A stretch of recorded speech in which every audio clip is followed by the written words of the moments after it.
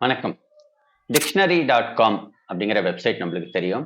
அந்த டிக்ஷனரி.com வந்து ஒவ்வொரு வருஷமும் அந்த ஆண்டுக்கான ஒரு வேர்ட் ஆஃப் த இயர் அப்படிங்கிற ஒண்ணு செலக்ட் பண்ணுவாங்க. அது எப்படின்னா வந்து இணையத்துல இந்த ஆண்டு அதிகபட்சமா புழங்கின வார்த்தை என்ன அப்படிங்கிறத பார்த்து அத தேர்ந்தெடுப்பாங்க. ஸோ 2025க்கான வேர்ட் ஆஃப் த இயர் என்ன தெரியுமா? 6-7 அவ்வளவுதான். 6-7 இதுதான் word of the year for this year அப்படின்னு சொல்லலாம். இது என்னடா வார்த்தை அப்படின்னு பாக்குறீங்களா? இதனோட அர்த்தம் என்னன்னா, பரவால்ல சுமாரா இருக்கு அப்படிங்கிறது தான். அதாவது எப்படி இருக்கீங்க? 6-7. எக்ஸாம் எப்படி எழுதின? 6-7. அவ கேர்ள் ஃப்ரெண்ட் பார்க்க எப்படி இருக்கா? 6-7. ஆ, இதுதான் அதனுடைய அர்த்தம்.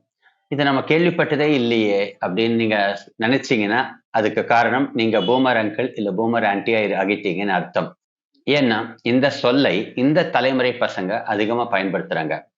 டூட் 6-7 அப்படிங்கிற ஒரு ராப் சாங்ல இருந்து தான் இந்த வார்த்தை பிரயோகத்துக்கு வந்துச்சு. அதுக்கப்புறம் வந்து பரவலா மெசேஜிங்ல முக்கியமா வந்து வாட்ஸ்அப் இல்ல டெக்ஸ்ட் மெசேஜிங்ல புதிய தலைமுறை ஜென் ஆல்பா அப்படிங்கிறோம். அது ஜென் ஜீக்கு அடுத்தது ஜென் ஆல்பாங்கிற தலைமுறை வந்து உபயோகப்படுத்தின அந்த இந்த வார்த்தை தான் வந்து அதிகபட்சமா புழங்கின வார்த்தை. இத பார்த்துட்டு இது என்னடா வார்த்தை இதெல்லாம் நீங்க வந்து பெருசா நீங்க கிளம்பிட்டீங்க அப்படின்னு நீங்க வந்து விமர்சனம் பண்ணணும்னு ஆசைப்பட்டீங்கன்னா, கொஞ்சம் அத நிறுத்திக்கோங்க. ஏன்னா வந்து நம்மளும் நம்மளுடைய இளைய வயதுல இந்த மாரி வார்த்தைகள் எல்லாம் நம்ம யூஸ் பண்ணியிருக்கோம். அப்படிங்கிறத நம்ம கொஞ்சம் நினைவுபடுத்திக்கிறது நல்லது. கடி அப்படிங்கிற வார்த்தை நம்மளுக்கு ஞாபகம் இருக்கும். பீலா அப்படின்னு ஞாபகம் இருக்கும். உட்டாலக்கடி அப்படின்னு ஞாபகம் இருக்கும். டிக்கிலோனா அப்படின்னு ஞாபகம் இருக்கும். ஜுஜூபி இந்த மாரி வார்த்தைகள் எல்லாமே நம்ப ஒவ்வொரு தலைமுறையில நம்ம புழக்கத்துல பரவலா பயன்படுத்தின வார்த்தைகள். இந்த எந்த வார்த்தைக்குமே எந்த அர்த்தமுமே பெருசா கிடையாது. அதை அந்த ஒரு கான்டெக்ஸ்ட்ல நம்ப பயன்படுத்தும்போது அதற்கு அந்த தலைமுறை வந்து புரிஞ்சுக்கிறாங்க அப்படின்னு தான் நம்ம சொல்லணும். அத வந்து ஆங்கிலத்திலும் அந்த மாரி இருக்கு. ரொம்ப சொல்லப்போனா வந்து ஓகே அப்படிங்கிற வார்த்தை நம்ம இன்னைக்கு எல்லாருக்குமே தெரியும். ஓகே அப்படிங்கிறது நம்ம எல்லாரும் பரவலா யூஸ் பண்றது.